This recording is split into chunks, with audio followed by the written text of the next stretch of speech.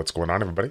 It's Childish back at it again, coming at you with another Summoners War video. And in today's video, we bring you guys episode 3 of our free-to-play auto series, where we bring you guys free-to-play compositions that you can utilize to get those 6-star runes today.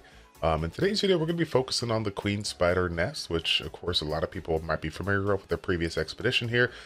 This particular unit has a ton of dots that you have to deal with, so we're going to be able to bring in a team to combat that. But before we get to that, though, can we do me a favor real quick? If you guys are enjoying the last 3 videos that I put out for you, show your support, like the video, subscribe to the channel, and as always, hit the notification bell so you guys know when the next video drops. Don't worry, guys, I promise you this, you won't have another video out dropping in at this time of day. It's a little early if you can't tell by my voice, but hey, you know what, we're here, we're getting it done. We're trying to provide you the content when it's nice and quiet in the house. So the specific team that we're going to be utilizing here is actually not this team. I'm going to be setting up this team right now to get that combat bonus for stage 2, but I'm going to be utilizing either one of the 2 units. Either one works, Wind Vagabond or Akamamir. Akamamir, of course, being an event unit that we were able to get after the Bastet event. And then I'm going to utilize the key unit that's going to be crucial to incorporating, securing a win here.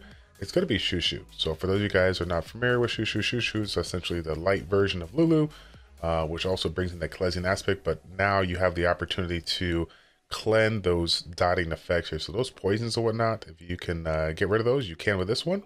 And you'll also be able to get yourself some immunity to prevent you from getting those dots accumulated up. Yeah, when those dots accumulate up in the match, they could just do a whole lot more damage here. So yeah, the goal of today is just to make sure that you bring in some win units and bring in some kind of unit that provides immunity. Again, you're probably, if you're free to play, or even if you're free to play and you have another unit that provides immunity like a Wusa, yes, it could work here, but I prefer the showcasing the Shushu right now because I don't have Wusa belt here. So again, what we're going to do is we're just going to set up this one with Bastet in the mix, just so we can get the bonus here, make it a little bit easier for us for level 2.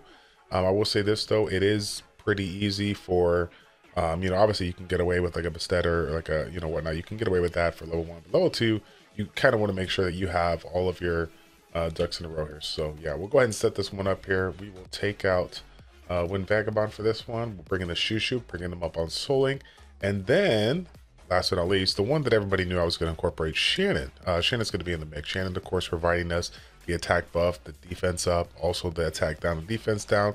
So this is going to be a good unit to mitigate the damage that it does, but also provide a little bit of mitigation for us. So again, what I'll go ahead and do is turn on the auto feature and let it ride out. Obviously, we're going Wind Element into this particular unit. We want those attack breaks. We want those defense breaks here. We want to make it really, really easy for us to take this down.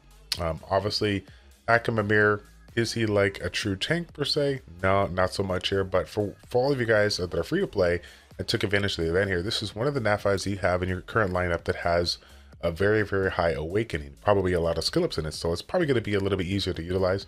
But that being said though, Wind Vagabond, fantastic unit. I was able to utilize him and had no issues at all. The big thing for you to take away here is that Shushu needs to be up in the mix, or you need to have some kind of immunity up in the mix, and they need to be on Souling. They need to be on that Souling so that you can constantly provide yourself that immunity that you're looking for, so that these units cannot provide the poisons and just do a ton amount of damage here. This is very reminiscent of the expedition here, utilizing that fire team alongside like Bulldozer. I was using Helia, I was using Chloe. It's a pain in the butt to deal with sometimes, but yeah, overall this is not a hard boss per se. It's probably one of the easier bosses that I fought some for us for free to play. But the good thing about this one is that it is basically, it's like I said, it's easy to do level 2.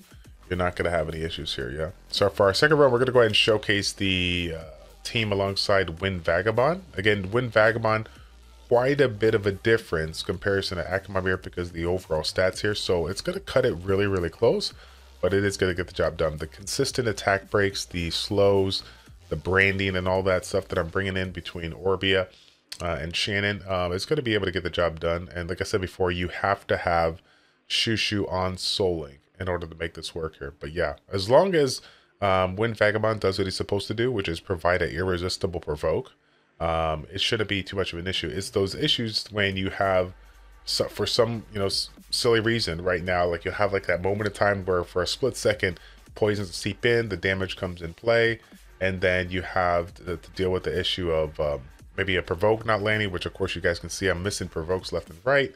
You know, obviously accuracy has to be there. There's a couple of things that need to be there, so make sure you guys are on it, because you definitely don't want to miss out here.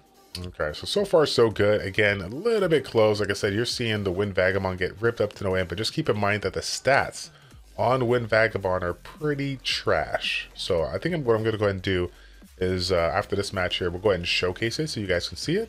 But yeah, I mean, it's like I said, it absolutely works. Me personally, if you did the Akmamir event, I do like Akmamir in there, but I can see the you know, the reason for utilizing the Wind Vagabond. So let's take a look at its abilities here real quick so you guys can see the stats. My stats on these are not good at all. The only one that's, I mean, seriously, I don't think anybody has over 80k. So you got, yeah, so like basically 80k on Royd. This is what we're rocking, plus 12. We're probably triple HP or something like that. Nothing crazy at all. Yeah. Akmamir, this is what I had Akmamir, so 86. I don't even know. Look at HP. Yeah, we just had him. I had accuracy. I had him accuracy. Look at that. I had accuracy on him to land the debuffs for seal. I completely forgot about the fact that I changed it around here. Shannon's looking a little squish here. 44k HP again. We got broken runes here. HP. Nothing crazy at all. And of course, Bastet's not in the mix here. We're utilizing Shushu, and Shushu also HP, and HP. So again, you can see there's a ton of room for improvement in order to get this done. Everybody should have a maxed out Shannon. Everybody should have a maxed out Shushu if you've been doing enough summoning to get it done. Wind Vagabond, I would imagine you have all the pieces that you need to get this one capped off here, but I definitely recommend, if you are going to utilize the Vagabond versus Akmamir, that you do get yourself these skills maxed out. These skills, being able to have that higher provoke, you know, if it's a little bit lower, 75% rate versus 90% rate, getting that provoke in there is going to be pretty crucial, right? And then of course, providing the attack speed down, slowing the boss down here is obviously really good as well. So it's kind of a nice little combination. Again, I built this one originally for the Spires of Ascension, and I had zero issues at all. I really love this unit.